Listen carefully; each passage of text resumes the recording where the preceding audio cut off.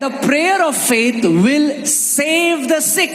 और विश्वास की प्रार्थना रोगी को बचा लेगी. Okay, यहाँ पे spiritual saving की बात नहीं है क्योंकि already saved है. It's not talking about salvation because that person is already a believer. यहाँ पे वो मरने से उसको बचा लेगी. विश्वास की प्रार्थना उसको मरने से बचा लेगी. This is saying the prayer of faith will save him from dying. ध्यान से सुनिए, यहाँ ये नहीं लिखता तेल उसको बचा लेगा. It's not saying the oil will save him. तेल मलने के बाद जो विश्वास की प्रार्थना है वो कार्य करती है. It is the prayer of faith after anointing with oil that works. सो तेल जादू नहीं है. The oil is not वो magic. कुछ तिलस्मानी ऑब्जेक्ट नहीं है. It is not a mystical object. उसके पीछे एक प्रोफेटिकल सिग्निफिकेंस है. There is a prophetical significance behind it. तो तेल की आराधना नहीं करते हम. So we don't worship the उसके oil. पीछे एक प्रकाशन है. There is a revelation behind it. देखिए क्या लिखा है. Prayer of faith will save the sick. विश्वास की प्रार्थना बीमार को बचा विश्वास लेगी. की प्रार्थना के द्वारा रोगी क्या होगा, बच जाएगा. यानी रोगी मरने वाला था मगर परमेश्वर का वचन कह रहा है अगर रोगी या उसका परिवार कलीसिया के अगुओं को बुलाए और वे रोगी के ऊपर तेल मलकर यीशु मसीह के नाम से विश्वास की प्रार्थना करें तो रोगी बच जाएगा. So it is saying the prayer of faith will save the sick. If the sick was about to die, if that person or his family called the elders of the sick and they anoint him with oil, and prayer of faith will save him from dying.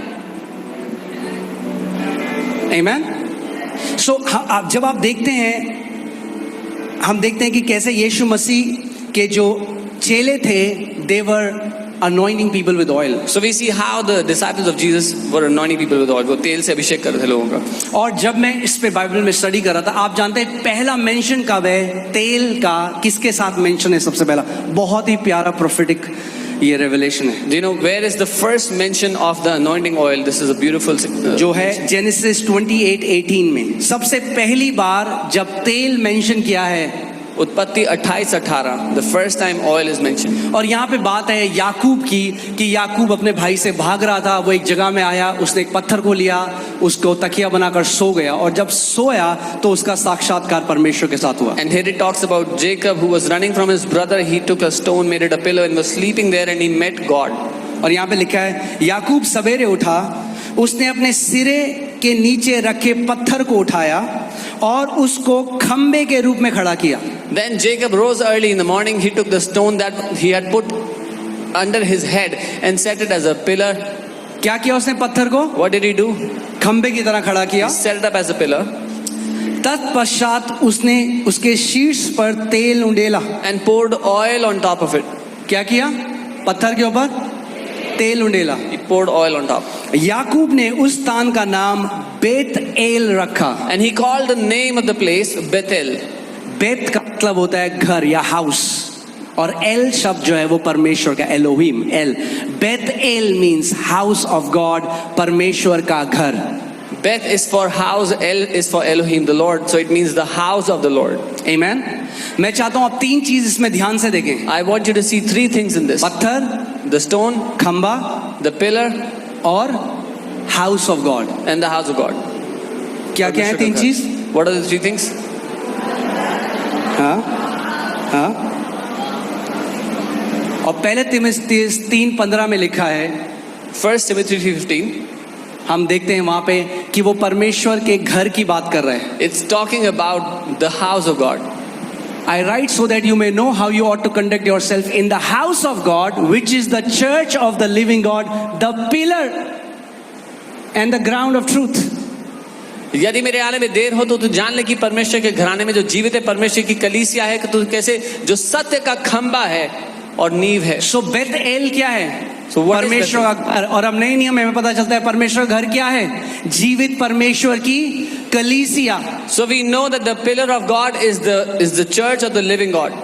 और ये किसके ऊपर खड़ी है? What is it उस standing? Rock, उस पत्थर के ऊपर, इसका नाम यीशु मसीह है। It's standing on the rock whose name is Jesus. और उस पत्थर के ऊपर तेन उड़ेला गया And that जो हमारा सर है, और जब सर के ऊपर तेन उड़ेला जाता है तो कहाँ आता है फिर?